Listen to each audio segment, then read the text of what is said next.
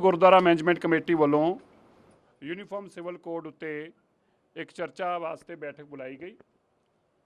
बहुत सार्थक ये नतीजे निकले।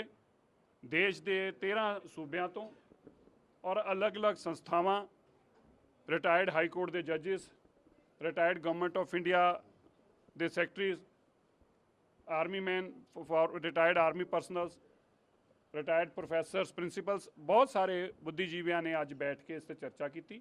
पहली गल जिहड़ियां कुछ लोग अपने आप ही कौम के फैसले लै लेंदे ने और विरोध करना शुरू कर देंदे ने, गलत आ। प्रिंसीपली असीं ये चाहुंदे आ कि जदों तक कोई खरड़ा ही नहीं उदों तक उस दे उत्ते उहनूं किस चीज़ नूं जिहड़ा हुण तक रिजैक्ट किया गया ये असीं जरूर समझना चाहुंदे आ।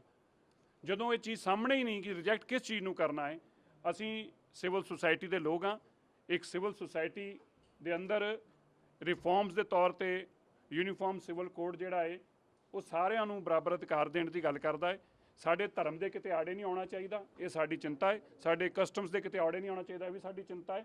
जिसनूं लैके ये बड़ा सब ने अपना एक विश्वास, एक मत च गल कही कि असीं अपनी जिहड़ियां रिप्रजेंटेशन एक बना के जरूर कमिशन के अगे देंगे और उन्हें दसांगे जितों तक सरकार देश का एक कानून बना के उस दायरे च रहना चाहती आ, सानू उहदा कोई इतराज़ नहीं, जिथे कि साडे धर्म के तौर पर और साडे कस्टम नूं किसी भी तरीके दे नाल कोई छेड़छाड़ ना होंदी होवे। सानू यकीन आ कि ऐसा कुछ नहीं होएगा और ना ही सरकार साडे नाल ऐसा करूगी। हिंदी में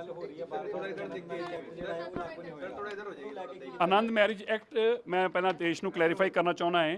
आनंद मैरिज एक्ट नाम का अजे तक कोई एक्ट नहीं हैगा, सिर्फ मिसलीड किया जा रहा है। आनंद मैरिज एक्ट सर्टिफिकेशन सर्टिफिकेशन दिंदा, एक सर्टिफिकेट दिंदा है। एक्ट जिहड़ा साडा 1954 का हिंदू मैरिज एक्ट वही साडे ते लागू हुंदा, इस करके बड़ी लोगों को क्लैरिटी नहीं हैगी। हुण उहदी जगह ते जिहड़ा है एक भारत का एक्ट होएगा, नैशनल एक्ट होएगा, जिहड़ा किसी धर्म तो नहीं होएगा। एक गल हिंदी में आज नहीं, देखिए वो ऐसा है ना, मैं पहले जोड़ा दिल्ली सिख गुरुद्वारा मैनेजमेंट कमेटी ने आज एक यूसीसी के ऊपर बैठक बुलाई जिसमें कंसेंसस तौर पर 3 चीज़ें सामने आई। मैं पहले धन्यवाद करता हूं दिल्ली कमेटी का, उन्होंने ऐसा इनिशिएटिव लिया है। और जो लोग बिना पढ़े बिना जाने, हमारे पास कोई खरड़ा नहीं है, हमारे पास अभी कोई ड्राफ्ट नहीं है, और उसके बावजूद जो विरोध करने वाले लोग हैं, हम उन लोगों से पूछना चाहते हैं वो किस चीज़ का विरोध कर रहे हैं जब उनके पास कोई खरड़ा ही नहीं है। एक दूसरी बात, यूनानिमसली सब ने ये डिसाइड किया है कि हम कोई भी किसी तरीके का विरोध नहीं है, हम वेलकम करते हैं, हम ड्राफ्ट में आने का इंतज़ार करेंगे और अपने सजेशन जो हैं हम कमीशन तक जरूर भेजेंगे।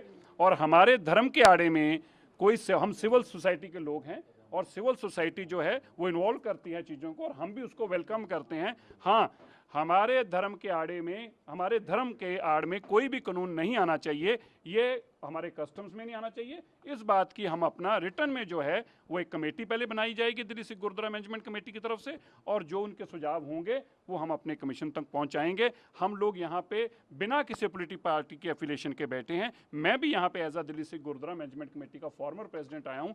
कोई पार्टी की रिप्रेजेंटेशन नहीं है, ना ही हम पार्टी के स्तर पर कोई किसी की बात बोल रहे हैं, ना ही किसी को, सभी पार्टियों के लोगों को बुलाया भी गया है। और हम इस बात की भावना की कदर करते हैं कि देश के अंदर अगर कोई समान नागरिक कानून बनने जा रहा है जिसका कि जो कि सिविल कोड है और रिलीजियस नहीं है, रिलीजन को किसी तरीके से उसके अंदर इन्वॉल्वमेंट नहीं है, हम उसका वेलकम करते हैं। सर, पगड़ी और किरपान को लेकर बिल्कुल ना पगड़ी हमारी कोई चीज़ को छेड़छाड़ करेगा, ना किरपान को ले, इस तरह की कोई भी चीज़ जो कि मैं फिर कह दूं रिलीजियस चीज़ों, ये सिविल कोड है, इसमें कोई रिलीजियस कोड नहीं है।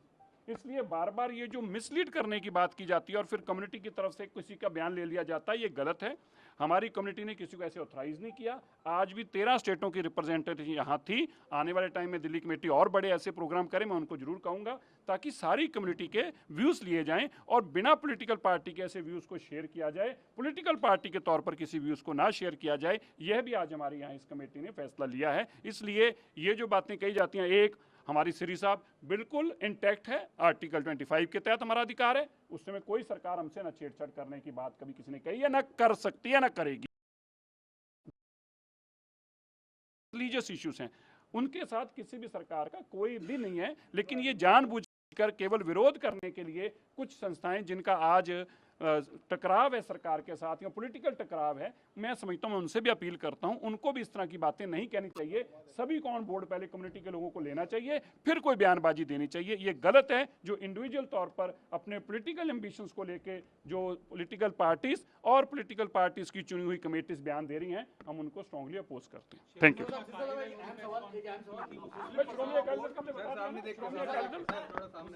मुस्लिम पर्सनल लॉ बोर्ड भी इसी बात को कहता है, किसी भी धर्म के सेंटिमेंट्स को हर्ट नहीं करेगा। नहीं ठीक है, मैं किसी की बात नहीं करने लाया, मैं सिर्फ अपनी कम्युनिटी की बात कर रहा हूँ। नहीं, हम किसी से बात नहीं करेंगे, हम अपनी कम्युनिटी की केवल बात करेंगे। ये गलत है। हर कम्युनिटी को, हर रिलीजन को अपनी बात करने का अधिकार है, वो अपनी बात करें, हम अपनी बात करेंगे।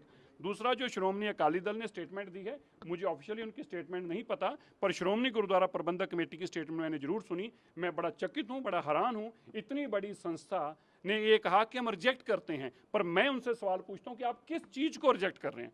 श्रोमणी गुरुद्वारा प्रबंधक कमेटी कौन सा ड्राफ्ट है जिसको वो रिजेक्ट कर रही है? कौन सा प्रोविजन है इसका जिसको वो रिजेक्ट कर रही है? या केवल और केवल क्योंकि श्रोमणी अकाली दल आजकल बीजेपी से अलायंस में नहीं है, उनका जगह जगह विरोध कर रही है, क्या केवल इस कारण से अगर वो विरोध कर रहे हैं तो मुझे लगता है उनको देश के सिखों की भावनाओं की कदर करनी चाहिए। ऐसी कुछ बात नहीं बोलनी चाहिए जो अटपटी हो, उनकी भी क्रेडिबिलिटी दांव पर लगती है।